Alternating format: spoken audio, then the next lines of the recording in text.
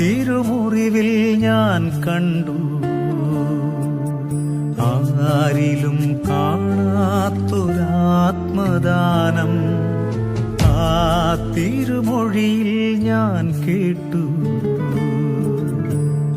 ആരെയും അലിയിക്കും ആർദ്രനാദം.